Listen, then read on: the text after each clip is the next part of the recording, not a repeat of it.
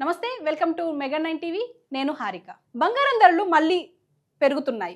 ఎందుకు అనంటే ఇప్పటికే 2000కు పైగా ధరలు పెరిగాయి అని చెప్తున్నారు 10 గ్రాముల మీద. అంటే రెక్కలు వచ్చాయా అంటే ఎస్ అవునా అనే చెప్పాలి. ఎందుకు అనంటే ఇప్పటికీ అంటే ధరలు తగ్గుతూ వస్తున్నాయి. ఒక వారం రోజులుగా మనకు అసలు ఇంతవరకు అంటే బంగారం ధరలు తగ్గడం చూస్తూ వచ్చాము కాబట్టి అలవాటు పడిపోయామనే చెప్పుకోవాలి. అయితే ఇంకా తగ్గుతూనే ఉంటాయి అని చెప్పేసి ఒక పక్క ఇటు నిపుణులు చెప్తున్నప్పటికీ కూడా సడన్ గా మళ్ళీ ఈ రోజు 2000 ఒకే రకంగా 2000 పెరగడంతో అందరు షాక్ కి గురవుతున్నారనే చెప్పుకోవాలి. ఎందుకు అంటే ఒక పక్క చూస్తే పెళ్లిళ్ళ సీజన్ దగ్గరకు వస్తుంది. ఖచ్చితంగా ఫంక్షన్లకి ఈ పెళ్లిళ్ళకి బంగారం వెండి అనేది కామన్ థింగ్ ఇటు తెలంగాణ కావచ్చు మొత్తానికి దేశంలో.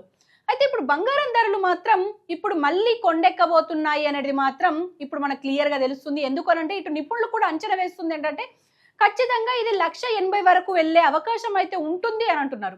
మరి ఈ రోజు బంగారం ధరలు ఎలా ఉన్నాయి అనేది చూస్తే మాత్రం ఇక్కడ చూడొచ్చు దాదాపు 1,290 రూపాయలు పెరిగి పూర్తిగా అంటే నిన్ననేమో 1,54,200 ఉండే, ఈ రోజు చూస్తే 1,56,490 రూపాయలు అయ్యింది.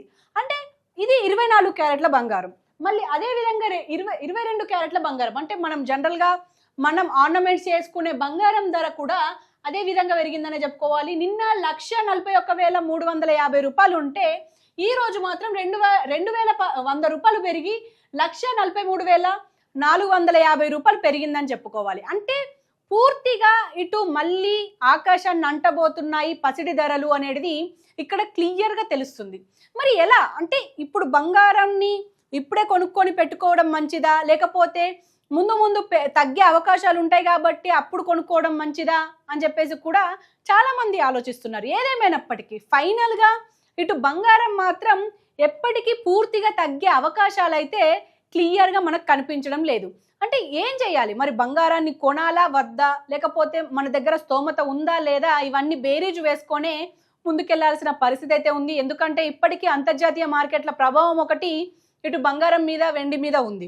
వెండి చూసుకున్నా కూడా దాదాపు 2,50,000 వరకు వెళ్ళింది. ఇటు బంగారం ధర చూసినా కూడా 1,50,000 దాకా ముందుకెళ్తుంది. అంటే ఖచ్చితంగా ఈ 22 క్యారెట్ల బంగారం ఏదైతే ఉందో అది కూడా ముందు 1,50,000, 1,60,000 దాకా వెళ్ళే అవకాశం అయితే క్లియర్ గా కనిపిస్తుంది. మరి ఇప్పుడు అంటే బంగారం కొనాలా వద్దా అనేది మాత్రం ఖచ్చితంగా ఎవరి ఇండివిజువల్ ప్లాన్ అనే చెప్పుకోవాలి. ఎందుకు అనంటే మన దగ్గర ఎంత స్తోమత ఉంది, మరి ఎలా కొనుక్కోవాలి అనేది కూడా చూసుకోవాల్సిన పరిస్థితి ఉంది. ఎందుకు అనంటే అప్పు చేసి మాత్రం ఎవరు బంగారాన్ని కొనొద్దు అని చెప్పేసి అందరూ చెప్తున్నది. ఎందుకు అనంటే ఎవరి దగ్గర అంటే ఎక్సెస్ అమౌంట్ ఉంటేనే ఈ బంగారాన్ని కొనుక్కొని ఉంచుకోవాల్సిన పరిస్థితి ఉంది. ఎందుకంటే ఇంతకు ముందు అంటే పెళ్లిళ్ళు సంభవిస్తున్నాయి, అదేవిధంగా పెళ్లిళ్ళు చేసుకోవాలనుకున్న ఇప్పుడు ఇంట్లో వాళ్ళు కూడా ఈ బంగారాన్ని కొనాలా వద్దా అని ఒక రకంగా ఆలోచిస్తున్నారనే చెప్పుకోవాలి.